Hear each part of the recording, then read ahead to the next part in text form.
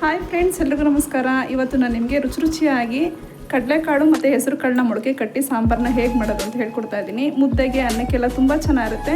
ಸ್ವಲ್ಪ ಗಟ್ಟಿಗೆ ಮಾಡಿಕೊಂಡ್ರೆ ಪೂರಿ, ಚಪಾತಿ, ಇಡ್ಲಿ, ದೋಸೆಗೂ ಕೂಡ ತುಂಬ ಚೆನ್ನಾಗಿರುತ್ತೆ. ಆರೋಗ್ಯಕ್ಕೆ ತುಂಬ ಒಳ್ಳೆಯದು. ನೀವು ಒಂದ್ಸರಿ ಟ್ರೈ ಮಾಡಿ, ಟೇಸ್ಟ್ ಮಾಡಿ, ಹಾಗೆ ಹೇಗಿದೆ ಅಂತ ಕಮೆಂಟ್ ಮಾಡಿ. ಕಾಳುಗಳನ್ನ ಫಸ್ಟು ಮೊಳಕೆ ಕಟ್ಕೊಳ್ಳೋದು ಹೇಗೆ ಅಂತ ಹೇಳ್ಕೊಡ್ತಾ ಇದ್ದೀನಿ. ಅರ್ಧ ಲೋಟದಷ್ಟು ಕಡಲೆಕಾಳು ತೊಗೊಂಡಿದ್ದೀನಿ. ಹಾಗೆ ಈಕ್ವಲ್ ಆಗಿ ಹೆಸರು ಕಾಳನ್ನ ಅರ್ಧ ಲೋಟದಷ್ಟು ತೊಗೊಂಡಿದ್ದೀನಿ. ಇದನ್ನು ಮಿನಿಮಮ್ 8 ಅವರ್ಸ್ ಆದರೂ ನಾವು ನೆನೆಸ್ಬೇಕು. ಅಂದರೆ 8 ಗಂಟೆಗಳ ತನಕ ನಾವು ನೆನೆಸಿದ್ರೆ ತುಂಬ ಚೆನ್ನಾಗಾಗುತ್ತೆ. ನೀರು ಹಾಕೋತಾ ಇದ್ದೀನಿ.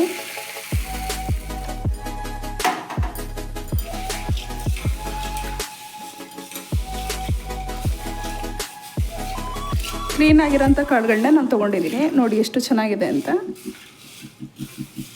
ನೆಂದ ಮೇಲೆ ಜಾಲಿಸ್ಕೋಬೇಕು. ನಾನಿವಾಗ ರಾತ್ರಿ ತನಕನೂ ನೆನೆಸ್ತಾ ಇದ್ದೀನಿ.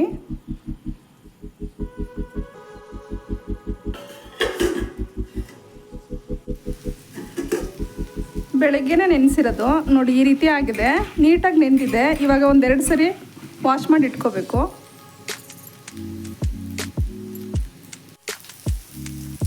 ಎರಡರಿಂದ 3 ಸರಿ ಚೆನ್ನಾಗಿ ತೊಳೆದಿಟ್ಕೊಂಡಿದ್ದೀನಿ. ಹಾಗೆ ನೀರನ್ನ ಫುಲ್ಲು ಸೋದಿಸಿಟ್ಕೋಬೇಕು. ನೀರೊಂದು ಸ್ವಲ್ಪನೂ ಇರಬಾರ್ದು. ಇವಾಗ ಒಂದು ಬಟ್ಟೆ ಹಾಕೋತಾ ಇದ್ದೀನಿ. ಒಂದು ಕಾಟನ್ ಬಟ್ಟೆ ತೊಗೊಂಡು ಈ ಕಾಳನ್ನು ಹಾಕೋಬೇಕು. ಇದು ಮೊಳಕೆ ಕಟ್ಟೋ ವಿಧಾನ. ನೀರು ಸ್ವಲ್ಪನೂ ಇರಬಾರ್ದು.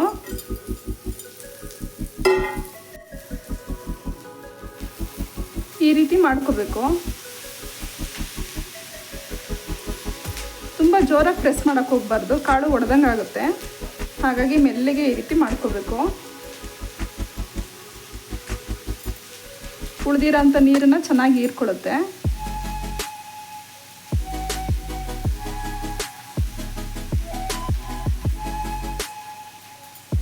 ಸಾಕು, ಇಷ್ಟು ಮಾಡಿಕೊಂಡ್ರೆ ಇವಾಗ ಪಾತ್ರೆಗೆ ಹಾಕೋತಾ ಇದ್ದೀನಿ. ಪಾತ್ರೆನೂ ಅಷ್ಟೇ ಡ್ರೈ ಆಗಿರಬೇಕು.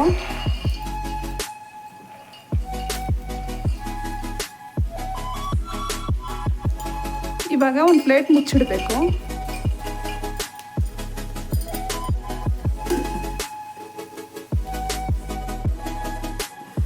ರಾತ್ರಿ ನಾನು ಮೊಳಕೆ ಕಟ್ಟಿದ್ದೀನಿ. ನೋಡಿ ಯಾವ ರೀತಿ ಬಂದಿದೆ ಅಂತ. ಈ ಹದಕ್ಕೆ ಬರಬೇಕು. ತುಂಬ ಚೆನ್ನಾಗಿರುತ್ತೆ. ತುಂಬ ಉದ್ದ ಬಂದರೂ ಕೂಡ ಸಿಹಿ ಆಗಿಬಿಡುತ್ತೆ ಸಾಂಬಾರು ಅಂತ, ಟೇಸ್ಟ್ ಇರಲ್ಲ. ಈ ಹದಕ್ಕೆ ಬರಬೇಕು. ನೋಡಿ ಎಷ್ಟು ನೀಟಾಗಿ ಮೊಳಕೆ ಬಂದಿದೆ ಅಂತ.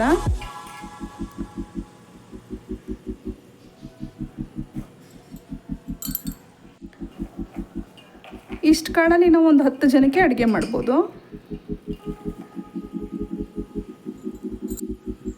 ಫಸ್ಟು ಒಂದು ಜಾರಿಗೆ ಮಸಾಲೆ ಹಾಕೋತಾ ಇದ್ದೀನಿ. ಈರುಳ್ಳಿ ಖಾರನ ಫಸ್ಟು ರುಬ್ಕೋಬೇಕು. ನಾನಿಲ್ಲಿ ಒಂದು ದಪ್ಪು ಸೈಜಲ್ಲಿ ಈರುಳ್ಳಿನ ತೊಗೊಂಡಿದ್ದೀನಿ. ಒಂದು ತೊಗೊಂಡ್ರೆ ಸಾಕು.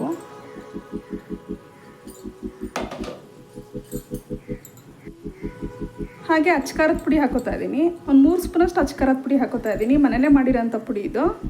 ಮನೆಯಲ್ಲೇ ಮಾಡಿರೋ ಪುಡಿ ಆದರೆ ಸಾಂಬಾರು ಒಳ್ಳೆ ಟೇಸ್ಟ್ ಬರುತ್ತೆ. ಖಾರ ನಿಮ್ಗೆ ಎಷ್ಟು ಬೇಕಷ್ಟು ನೋಡಿ ಹಾಕ್ಕೊಳ್ಳಿ. ನಾನು ಸ್ವಲ್ಪ ಖಾರ ಜಾಸ್ತಿನೇ ಹಾಕ್ಕೊಂಡಿದ್ದೀನಿ. ಹಾಗೆ ಧನಿಯಾ ಪುಡಿ ಹಾಕೋತಾ ಇದ್ದೀನಿ, ಒಂದು 2 ಸ್ಪೂನಷ್ಟು. ಇದು ಅಷ್ಟೇ ಮನೆಯಲ್ಲೇ ಮಾಡಿರೋಂಥ ಪುಡಿ. ಈ ಪುಡಿಗೆ ನಾನು ಅರಿಶಿನ ಹಾಕಿ ಬಿಡಿಸಿಟ್ಕೊಂಡಿದ್ದೀನಿ.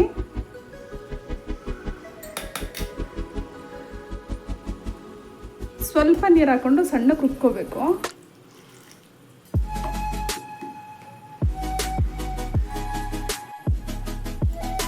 ಖಾರ ಈರುಳ್ಳಿ ಮಸಾಲೆನ ರುಬ್ಕೊಂಡಾಗಿದೆ. ನೋಡಿ ಈ ರೀತಿ ಸಣ್ಣಗೆ ರುಬ್ಬಿಟ್ಕೊಂಡಿದ್ದೀನಿ. ಇದನ್ನು ಒಂದು ಪಾತ್ರೆಗೆ ಹಾಕೋತಾ ಇದ್ದೀನಿ.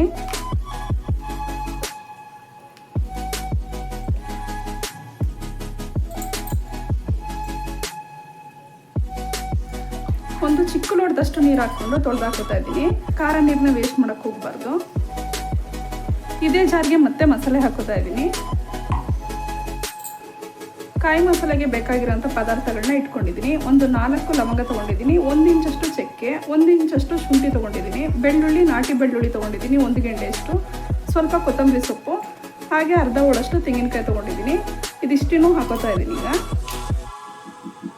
ಮಸಾಲೆಗಳನ್ನ ಜಾಸ್ತಿ ಹಾಕೊಳ್ಳೋಕೆ ಹೋಗಬಾರ್ದು, ಕಮ್ಮಿ ಆಗ್ತಷ್ಟು ಸಾಂಬಾರು ತುಂಬ ರುಚಿ ಇರುತ್ತೆ. ಕೊತ್ತಂಬರಿ ಸೊಪ್ಪು ಅಷ್ಟೇ ನಾಟಿದು ಹಾಕೋಬೇಕು, ತುಂಬ ಚೆನ್ನಾಗಿರುತ್ತೆ. ಅರ್ಧ ಹೋಳಷ್ಟು ತೆಂಗಿನಕಾಯಿ ತೊಗೊಂಡಿದ್ದೀನಿ ಇಲ್ಲಿ. ಅಷ್ಟು ಕಾಳಿಗೆ ಅರ್ಧ ಹೋಳಷ್ಟು ತೆಂಗಿನಕಾಯಿ ಬೇಕಾಗುತ್ತೆ.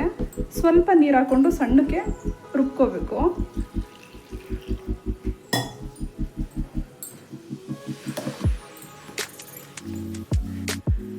ನೋಡಿ, ಈ ರೀತಿ ನಾನು ಸಣ್ಣಗೆ ರುಬ್ಬಿಟ್ಕೊಂಡಿದ್ದೀನಿ. ಈ ಹದಕ್ಕೆ ರುಬ್ಕೋಬೇಕು. ಸಾಂಬಾರು ಕೂಡ ತುಂಬ ಚೆನ್ನಾಗಾಗುತ್ತೆ, ಹಾಗೆ ಗಟ್ಟಿ ಕೂಡ ಬರುತ್ತೆ. ಒಂದು ಕುಕ್ಕರ್ನ ಬಿಸಿಗಿಟ್ಕೋತಾ ಇದ್ದೀನಿ. ಕುಕ್ಕರ್ ಬಿಸಿಯಾಗಿದೆ. ಒಂದು ಅರ್ಧ ಸೌಟಷ್ಟು ಎಣ್ಣೆ ಹಾಕೋತಾ ಇದ್ದೀನಿ. ಎಣ್ಣೆ ಬಿಸಿಯಾಗಿದೆ. ಇವಾಗ ಮೊಳಕೆ ಕಾಳು ಹಾಕೋತಾ ಇದ್ದೀನಿ.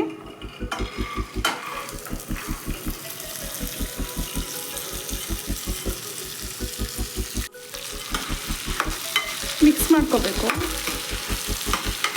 ಡೈರೆಕ್ಟಾಗಿ ಕಾಳು ಮತ್ತು ತರಕಾರಿಗಳನ್ನೆಲ್ಲ ಹಾಕ್ಬಿಟ್ರೆ ತರಕಾರಿ ಫುಲ್ಲು ಬೆಂದೋಗ್ಬಿಡುತ್ತೆ. ಹಾಗಾಗಿ ಸಪ್ರೇಟಾಗಿ ಕಾಳನ್ನ ಬೇಯಿಸ್ಕೊತಾ ಇದ್ದೀನಿ.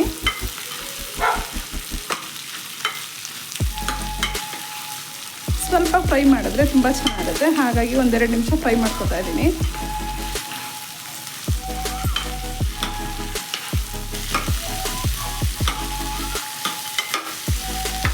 ಸಾಕು, ಇವಾಗ ಇಷ್ಟು ಫ್ರೈ ಮಾಡ್ಕೊಂಡಾಗಿದೆ.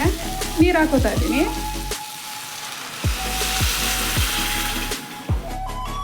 ಒಂದು 2 ಲೋಟದಷ್ಟು ನೀರು ಹಾಕ್ಕೊಂಡ್ರೆ ಸಾಕು, ಅರ್ಧ ಲೀಟ್ರಷ್ಟು. ಇವಾಗ ಸ್ವಲ್ಪ ಉಪ್ಪು ಸೇರಿಸ್ಕೊತಾ ಇದ್ದೀನಿ.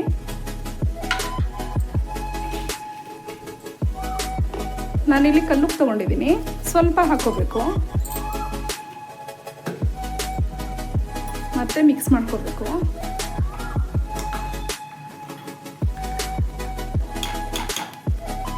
ಒಂದು 2 ವಿಷಲ್ ಹಾಕಿಸ್ಕೊಂಡ್ರೆ ಸಾಕು.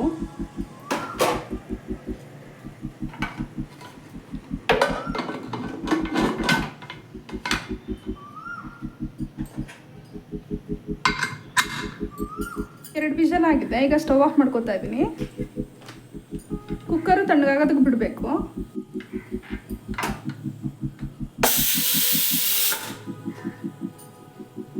ಏರ್ನ ತಕ್ಷಣಕ್ಕೆ ತೆಗಿಬಾರ್ದು, ಕಾಳು ನೀಟಾಗಿ ಒಳಗಡೆ ಬೇಯಲ್ಲ. ಏರ್ ಕಂಪ್ಲೀಟಾಗಿ ಹೋಗೋ ತನಕನೂ ಹಾಗೆ ಬಿಡಬೇಕು. ಮತ್ತೆ ಒಂದು ಪಾತ್ರೆ ಇಟ್ಕೊಂಡಿದ್ದೀನಿ.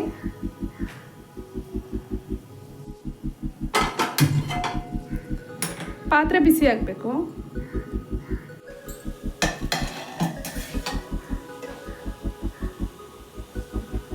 ಪಾತ್ರೆ ಬಿಸಿಯಾಗಿದೆ. 1 ಸೌಟಷ್ಟು ಎಣ್ಣೆ ಹಾಕೋತಾ ಇದ್ದೀನಿ. ಎಣ್ಣೆ ಕಾದಿದೆ. ಈರುಳ್ಳಿ ಹಾಕೋತಾ ಇದ್ದೀನಿ. ನಾನಿಲ್ಲಿ 1 ಈರುಳ್ಳಿನ ಸಣ್ಣಕ್ಕೆ ಹೆಚ್ಚಿಟ್ಕೊಂಡಿದ್ದೀನಿ. ಹಾಗೆ ಕಸೂರಿ ಮೆಥಿ ಹಾಕೋಬೇಕು. 1 ಹಿಡಿಯಷ್ಟು ಕಸೂರಿ ಮೆಥಿ ತೊಗೊಂಡಿದ್ದೀನಿ. ಸ್ವಲ್ಪ ಕ್ರಂಚ್ ಮಾಡಿ ಹಾಕೋಬೇಕು, ತುಂಬ ಟೇಸ್ಟ್ ಬರುತ್ತೆ, ಒಳ್ಳೆ ರುಚಿ ಇರುತ್ತೆ. ಮಿಕ್ಸ್ ಮಾಡ್ಕೋಬೇಕು. ಪರಿಮಳ ಅಂತೂ ತುಂಬ ಚೆನ್ನಾಗಿರುತ್ತೆ ಕಸೂರಿ ಮೆಥಿ ಹಾಕೊಳ್ಳೋದ್ರಿಂದ. ಮೆಂತ್ಯ ಸೊಪ್ಪು ಬೇಕಾದರೂ ಹಾಕ್ಕೋಬೋದು. ನಾನಿಲ್ಲಿ ಕಸೂರಿ ಮೆಥಿ ಹಾಕ್ಕೊಂಡಿದ್ದೀನಿ. ಹಾಗೆ ಕೊತ್ತಂಬರಿ ಸೊಪ್ಪು ಹಾಕ್ಕೋತಾ ಇದ್ದೀನಿ.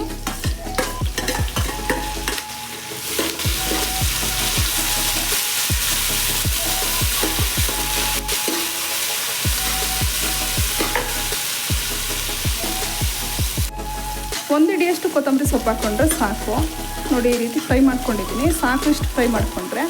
ಸ್ವಲ್ಪ ಕಲರ್ ಚೇಂಜ್ ಆಗಬೇಕು ಈರುಳ್ಳಿ, ತೀರಾ ಏನು ಡೀಪ್ ಫ್ರೈ ಆಗೋದೇನು ಬೇಕಾಗಿಲ್ಲ. ನೋಡಿ, ಸಾಕು, ಈ ರೀತಿ ಫ್ರೈ ಮಾಡಿಕೊಂಡ್ರೆ ಒಳ್ಳೆ ಪರಿಮಳ ಇರುತ್ತೆ. ನಾನಿಲ್ಲಿ 2 ಬದನೆಕಾಯಿನ ತೊಗೊಂಡು ಹೆಚ್ಚಿಟ್ಟು ನೀರಲ್ಲಿ ನೆನೆಸಿಟ್ಕೊಂಡಿದ್ದೀನಿ.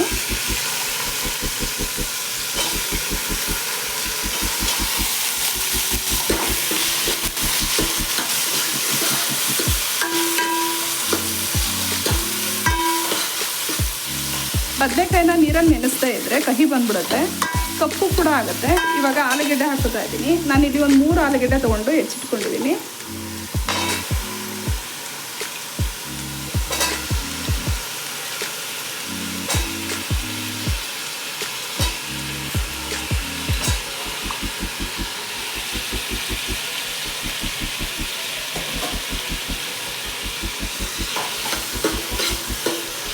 ಎಣ್ಣೆಯಲ್ಲಿ ತರಕಾರಿನ ಫ್ರೈ ಮಾಡ್ಕೋಬೇಕು, ತುಂಬ ಚೆನ್ನಾಗಿರುತ್ತೆ, ಒಳ್ಳೆ ಟೇಸ್ಟ್ ಇರುತ್ತೆ.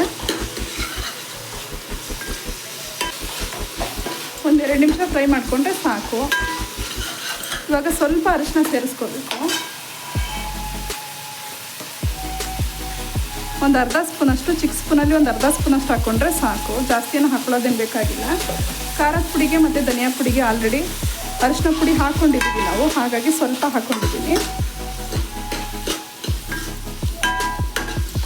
ಅಂಗಡಿ ಪುಡಿನ ಯೂಸ್ ಮಾಡೋರು ಅರಿಶಿನ ಪುಡಿ ಕಂಪಲ್ಸರಿ ಹಾಕ್ಕೊಳ್ಳೇಬೇಕು. ಇವಾಗ ಟೊಮೊಟೊ ಹಾಕೋತಾ ಇದ್ದೀನಿ. ನಾನಿಲ್ಲಿ ಒಂದು ದಪ್ಪ ಸೈಜಲ್ಲಿ ಟೊಮೊಟೊ ತೊಗೊಂಡಿದ್ದೀನಿ, ಸಣ್ಣಕ್ಕೆ ಹೆಚ್ಚಿಟ್ಕೊಂಡಿದ್ದೀನಿ. ಇದನ್ನು ಹಾಕೋಬೇಕು. ಟೊಮೊಟೊ ಮೆತ್ತಗಾಗೋ ತನಕ ಫ್ರೈ ಮಾಡ್ಕೋಬೇಕು.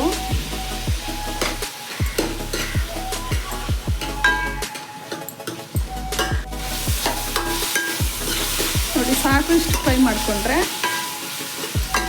ಈ ರೀತಿ ಆಗಬೇಕು, ತುಂಬ ಚೆನ್ನಾಗಿರುತ್ತೆ. ಇವಾಗ ರುಬ್ಬಿಟ್ಕೊಂಡಿರೋಂಥ ಖಾರ ಈರುಳ್ಳಿ ಹಾಕೋತಾ ಇದ್ದೀನಿ. ಈ ಮಸಾಲೆನ ಹಾಕ್ಕೊಂಡು 1-2 ನಿಮಿಷ ಚೆನ್ನಾಗಿ ಎಣ್ಣೆಯಲ್ಲಿ ಫ್ರೈ ಮಾಡ್ಕೋಬೇಕು. ಹಸಿ ವಾಸನೆ ಹೋಗೋ ತನಕ ಫ್ರೈ ಮಾಡ್ಕೋಬೇಕು.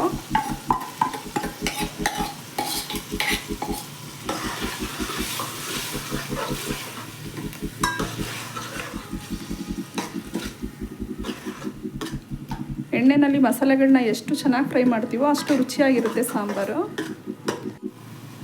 ನೋಡಿ ಎಣ್ಣೆ ಬಿಡ್ತಾ ಬಂದಿದೆ. ಈ ರೀತಿ ಫ್ರೈ ಮಾಡ್ಕೋಬೇಕು. ಹಸಿ ವಾಸನೆ ಹೋಗೋ ತನಕ ಫ್ರೈ ಮಾಡಿಕೊಂಡ್ರೆ ಒಳ್ಳೆ ಟೇಸ್ಟ್ ಇರುತ್ತೆ. ಇವಾಗ ಕಾಯಿ ಮಸಾಲ ಹಾಕೋತಾ ಇದ್ದೀನಿ. ಕಾಯಿ ಮಸಾಲನೂ ಅಷ್ಟೇ 1-2 ನಿಮಿಷ ಚೆನ್ನಾಗಿ ಫ್ರೈ ಮಾಡ್ಕೋಬೇಕು.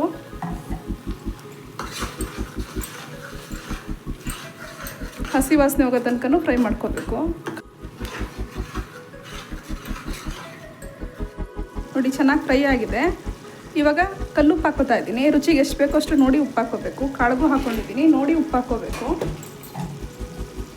ಜಾರಿಗೆ ಸ್ವಲ್ಪ ನೀರು ಹಾಕ್ಕೊಂಡಿದ್ದೀನಿ.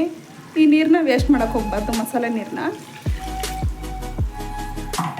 ಹಾಗೆ ಖಾರ ಮಸಾಲೆನೂ ಅಷ್ಟೇ, ಇದಕ್ಕೂ ಅಷ್ಟೇ ಸ್ವಲ್ಪ ನೀರನ್ನ ತೊಳೆದಿಟ್ಕೊಂಡಿದ್ದೀನಿ. ಇದನ್ನು ವೇಸ್ಟ್ ಮಾಡೋಕ್ಕೆ ಹೋಗ್ಬಾರ್ದು. ಸ್ವಲ್ಪ ನೀರು ಹಾಕ್ಕೋಬೇಕು. ಕಾಳಿಗೂ ನೀರು ಹಾಕ್ಕೊಂಡಿದ್ದೀವಿ. ಗಟ್ಟಿ ನಿಮ್ಗೆ ಎಷ್ಟು ಬೇಕೋ ಅಷ್ಟು ನೋಡಿ ನೀರು ಹಾಕೋಬೇಕು.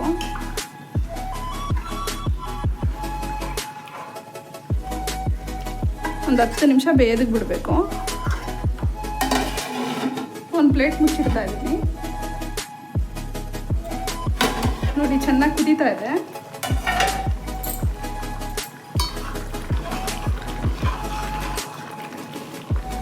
ಒಂದು 10 ನಿಮಿಷ ಆಗಿದೆ. ತರಕಾರಿ ಕೂಡ ನೀಟಾಗಿ ಬೆಂದಿದೆ.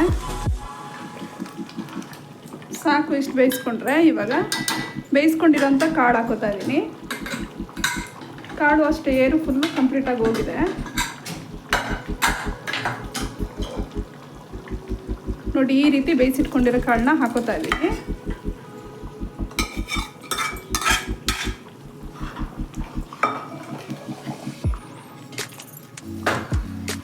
ಸ್ವಲ್ಪ ನೀರು ಸೇರಿಸ್ಕೊತಾ ಇದ್ದೀನಿ. 1-2 ಲೋಟದಷ್ಟು ನೀರು ಹಾಕೋತಾ ಇದ್ದೀನಿ. ಕನ್ಸಿಸ್ಟೆನ್ಸಿ ನಿಮ್ಗೆ ಎಷ್ಟು ಬೇಕೋ ಅಷ್ಟು ನೋಡಿ ನೀರು ಹಾಕೋಬೇಕು. ನಾನು ಅದಕ್ಕೆ ಹಾಕ್ಕೊಂಡಿದ್ದೀನಿ. ತರಕಾರಿ ಕಾಳನ್ನೆಲ್ಲ ಒಟ್ಟಿಗೆ ಹಾಕೊಂಡ್ಬಿಟ್ರೆ ತರಕಾರಿ ಎಲ್ಲ ಕಲಸೋದಂಗೆ ಆಗುತ್ತೆ, ತಿನ್ನೋದಕ್ಕಾಗೋದಿಲ್ಲ. ಈ ರೀತಿ ಬಾಯಿಗೆ ಸಿಗಬೇಕು ತರಕಾರಿ, ತುಂಬ ಚೆನ್ನಾಗಿರುತ್ತೆ, ಒಳ್ಳೆ ರುಚಿ ಅಂತಲೂ ಅನಿಸ್ತಾ ಇರುತ್ತೆ. ನೋಡಿ ಕರೆಕ್ಟಾಗಿ ಬೆಂದಿದೆ. 1-2 ನಿಮಿಷ ಚೆನ್ನಾಗಿ ಕುದಿಯೋ ತನಕ ವೆಯ್ಟ್ ಮಾಡಬೇಕು. ಮತ್ತೆ ಪ್ಲೇಟ್ ಮುಚ್ತಾ ಇದ್ದೀನಿ. ನೋಡಿ ಚೆನ್ನಾಗಿ ಕುದೀತಾ ಇದೆ. ಈ ರೀತಿ ಆಗಬೇಕು. ಸಾಂಬಾರು ರೆಡಿಯಾಗಿದೆ. ನೋಡಿ ಎಷ್ಟು ನೀಟಾಗಿದೆ ಅಂತ. ಸ್ವಲ್ಪ ಗಟ್ಟಿ ಮಾಡಿಕೊಂಡ್ರೆ ಇಡ್ಲಿ, ದೋಸೆ, ಚಪಾತಿ, ಪೂರಿಗೂ ಕೂಡ ತುಂಬ ಚೆನ್ನಾಗಿರುತ್ತೆ. ಸ್ವಲ್ಪ ತೆಳು ಮಾಡಿಕೊಂಡ್ರೆ ಅನ್ನಕ್ಕೆ ಮತ್ತು ಮುದ್ದೆಗೆಲ್ಲ ತುಂಬ ಚೆನ್ನಾಗಿರುತ್ತೆ. ಮೊಳಕೆ ಕಾಳು ಸಾಂಬಾರು ಎಷ್ಟು ಆರೋಗ್ಯಕ್ಕೆ ಒಳ್ಳೆಯದು ಅಂದರೆ ಹೈ ಪ್ರೋಟೀನ್ ಇರೋವಂಥ ಕಾಳುಗಳಿದು. ಮೊಳಕೆ ಕಟ್ಟಿದ್ರೆ ಇನ್ನೂ ಒಳ್ಳೆಯದು. ಹಾಗಾಗಿ ದೇಹಕ್ಕೆ ತಂಪು ಕೂಡ, ಆರೋಗ್ಯಕ್ಕೆ ತುಂಬ ಒಳ್ಳೆಯದು. ಮಕ್ಕಳಿಗಾಗಲಿ ದೊಡ್ಡವ್ರಿಗಾಗಲಿ ಈ ರೀತಿ ಮಾಡಿಕೊಡಿ, ತುಂಬ ಚೆನ್ನಾಗಿರುತ್ತೆ. ದಿನ ಏನಪ್ಪ ಸಾಂಬಾರು ಮಾಡೋದು ಅಂದಾಗ ಈ ರೀತಿ ಮಾಡ್ಕೊಳ್ಳಿ, ತುಂಬ ಈಸಿಯಾಗಿ ಮಾಡ್ಬೋದು. ಕಾಳು ಬೇಯಿಸ್ಬೇಕಾದ್ರೆ ಮತ್ತು ಮಸಾಲೆಗೆ 2 ಸರಿ ಉಪ್ಪು ಹಾಕ್ಕೊಂಡಿದ್ದೀನಿ. ಇನ್ನೂ ಒಂದು ಸರಿ ಟೇಸ್ಟ್ ಹೇಗಿದೆ ಅಂತ ನೋಡ್ಕೋಬೇಕು. ಉಪ್ಪು ಸೊಪ್ಪೆನ ನೋಡಿಕೊಂಡು ಮತ್ತೆ ಬೇಕು ಅನಿಸಿದ್ರೆ ಉಪ್ಪು ಹಾಕ್ಕೋಬೇಕು. ಸ್ವಲ್ಪ ಉಪ್ಪು ಕಮ್ಮಿ ಅಂತ ಅನ್ನಿಸ್ತಾ ಇದೆ, ಹಾಗಾಗಿ ಸ್ವಲ್ಪ ಉಪ್ಪು ಹಾಕೋತಾ ಇದ್ದೀನಿ. ನಾವು ಸ್ವಲ್ಪ ಖಾರ ಜಾಸ್ತಿನೇ ಹಾಕ್ಕೊಂಡಿದ್ದೀವಿ. ಖಾರ ನಿಮ್ಗೆ ಎಷ್ಟು ಬೇಕಷ್ಟು ನೋಡಿ ಹಾಕ್ಕೊಳ್ಳಿ. ಉಪ್ಪು ಅಷ್ಟೇ ರುಚಿಗೆ ತಕ್ಕಷ್ಟು ಉಪ್ಪು ಹಾಕ್ಕೋಬೇಕು. ಉಪ್ಪು ಹಾಕೊಂಡ್ಮೇಲೆ ಒಂದೆರಡು ನಿಮಿಷ ಬೇಯಿಸ್ಕೋಬೇಕು. ನೀಟಾಗಿ ಹೊಂದ್ಕೋಬೇಕು ಸಾಂಬಾರಿಗೆ, ಅಲ್ಲಿ ತನಕ ಬೇಯಿಸ್ಕೋಬೇಕು. ಉಪ್ಪು ತೀರಾ ಕಮ್ಮಿ ಹಾಕ್ಕೊಂಡ್ರೆ ಸಾಂಬಾರು ಹಾಳಾಗ್ಬಿಡುತ್ತೆ. ಜಾಸ್ತಿ ಹೊತ್ತು ಇರೋದಿಲ್ಲ. ತೀರಾ ಕಮ್ಮಿ ಹಾಕ್ಕೊಡೋದಕ್ಕೆ ಹೋಗಬಾರ್ದು. ತುಂಬ ಫಾಸ್ಟಾಗಿ ಮಾಡೋವಂಥ ಈಸಿ ರೆಸಿಪಿ ಇದು. ನೀವು ಒಂದ್ಸರಿ ಟ್ರೈ ಮಾಡಿ, ಟೇಸ್ಟ್ ಮಾಡಿ, ಹಾಗೆ ಹೇಗಿದೆ ಅಂತ ಕಮೆಂಟ್ ಮಾಡಿ.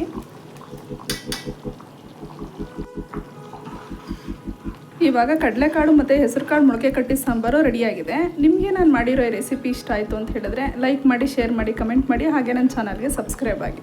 Thank you.